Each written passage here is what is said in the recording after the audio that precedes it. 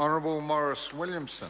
Mr Speaker, it's with great delight that I get to speak in support of the Prime Minister's statement to this Parliament. And, sir, this could go viral, yes.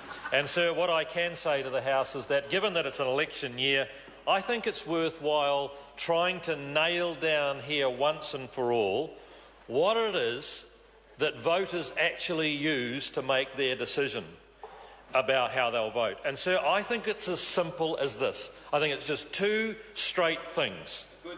Is it time for a change, or don't change a winning formula? And nearly every election that I've been involved in over many, many years, and before that as just a member of the party working, there were times when you could see it's time for a change, this is a stale, old government that needs to be changed, or there are other times when they say the last thing this country could afford is to change to the alternative and therefore create mayhem again. So on that basis, I'm going to raise some issues along the way. And the first one, sir, is for the voters of this country to try to get to understand what the other side's policies would actually be. Because for the first time ever in an MMP government, if there was to be a Labor-Green coalition, it wouldn't be one enormous big party with the vast bulk of things and a smaller couple of support parties of one or two or maybe four or five. It would be Labor, only fractionally bigger than the Greens, and the Greens having a huge amount of say. A huge amount of say in the coalition policy. And, sir, whether I agree with some of Labor's views on economic policy or not is irrelevant, but the fact is that you wouldn't know whether you were getting that or not, because the Greens have an off-the-planet view about what the economy should look like and how it should be run. And voters should be very afraid of putting the fragile gains that have been made at risk. And, sir, they are fragile. Let's go back to when we came into office. We came into office in 2008 with the global financial crisis just beginning to break. Now, sir, I accept that on planet Labor the global financial crisis didn't occur, because they quite regularly get up and say, oh, look how much higher unemployment is under National than when we were in office. Or look at National having run deficits when we ran surpluses. Well, guess what? In 2008, the financial world changed. Some countries were into bankruptcy. The whole world, the United States, fell out of bed, as did its share market. And we were lucky that the Western world's economic structures stayed in place. And to then say, well, look, you've got a deficit and not a surplus like we used to, and you've got higher unemployment, that's not the question. And what is so good about the general voting public of New Zealand is they're not stupid enough to fall for that stupid rhetoric about, oh, well, you've got deficits now and we had surpluses. In fact, the vast bulk of the voters that I talk to now are terribly, terribly positive in the fact that Bill English, as a finance minister, took us through some of the roughest, toughest times that you could ever possibly face, and didn't do it with a slash and burn mentality of throwing out everything that was trying to keep the ship afloat. Did take up some big borrowings, and yes, we've got a lot of debt on the books, but still was very careful and very frugal about new spending, about what we did in terms of trying to get some economic growth back. And so, sir, I think that the public will judge the economic situation that we are in now as a real plus for the current National-led government. And they'll also know that it's terribly fragile.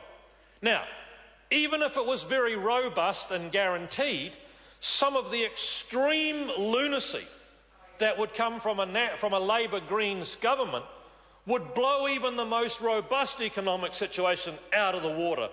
They've got these absolutely crazy schemes. For example, they've opposed just about every measure we have taken. In fact, I'll put it, they've opposed every measure we have taken to try and settle the economy down. So have Labor. But, well, no, I'm actually talking about both lots. They've opposed a lot. I'm talking about Labor, Greens and whatever other Uncle Tom Cobley they would have to pull together to try and make the thing work.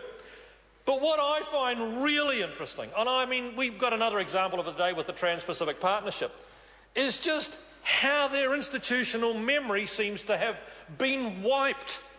Sir, the public won't fall for that. The public won't have a bar of it. They won't have a bar of, for example, the sale of land to foreigners. Let's take that one. That's a cracker. Phil Goff even has got a private members bill because he is so opposed. He is so opposed to selling land to foreigners. However, let's have a look at the track record. 9 years in office, and they sold 5 times as much land to foreigners as we have. Sir, 5 times. 5 times? 5 times. Now, I'll give you the best year. I'll give you the very best year, 2006. This is my personal favourite, sir. Winston Peters, Foreign Minister in the government of the day, and he can't deny that. He was Foreign Minister in the government of the day. In that 1 year alone, the Labor government, with Mr Peters as a Foreign Minister in it, sold 300,000 hectares of land. Sir, we haven't even broken 120,000 in our whole time. And yet they are then coming along with what I think is what a general public would say, well, how, I can't use the H word, we'll go with something else. How double standard is that for a party who presided over the government of this country for 9 years and sold 666,000 hectares of land to foreigners, and then say, we're opposed to selling land to foreigners, and this dreadful national government has sold just over 100,000. Just over 100, which I have about 120,000. They're not laughing, but they should be. It should be so embarrassing that that's their policy.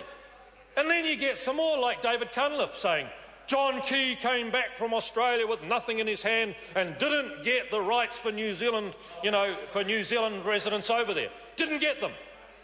What he should have said was, it was our leader, our Prime Minister, who signed away on that when she went over there. Oh, no, not a mutter, not a murmur, not a whisper on that one.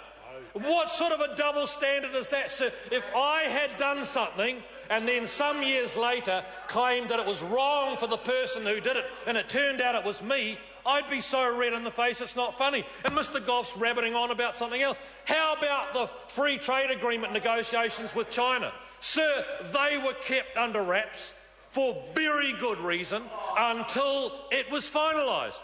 And same with the Trans-Pacific Partnership right now, kept under wraps for very, very good reason because, sir, they are in negotiation. And it's a little bit like saying, how much did you pay for your house? Well, I'd be happy to tell people what I paid for my house once I'd signed the deal and the bank stuff had gone through and the mortgage set up. But I wouldn't be telling anybody what I was currently negotiating with the seller of it, because I'd be hoping to get a little bit more here or get them to leave the chattels in here or put some furniture. And of course negotiations are normally always confidential. But again, it's to do with the double standard, sir. If when Labor had been in office, everything they'd gone out and done was transparent, they'd have every right to come to this House today and say, that government over there isn't transparent, doesn't tell us, and we always did. But the bizarre reality of it is, sir, they don't. So here's my last bit of advice to Labor. I shouldn't be giving them advice, but I will. The voters of this country actually make a decision based on the things that they talk about at the breakfast table. The sideshows and the bizarre stuff about, Kim.coms or who leaked what or whatever, there isn't a single family at the breakfast table that gets up and says, what do you think about the secrecy of the Trans-Pacific Partnership document? They don't. What they do is they get up and they say, will I still have a job? Will our income pay the bills? Will my kids be getting a good standard of education, sir? And in the case of every one of those headline elements that matter, this national government has delivered fantastic outcomes, be it the lowest crime rate in 30 years, be it a surplus coming in the budget, be it a number of things like standards in education and some measures with regards to the national standards that are giving parents some good information. Sir, every one of the things that parents talk about at the breakfast table with their families and that matters to them are heading in the right direction, And the general view of the public will be we cannot afford to put this at risk while we've got the lunatics wanting to take over running the asylum. That's it, sir. Chris, 540.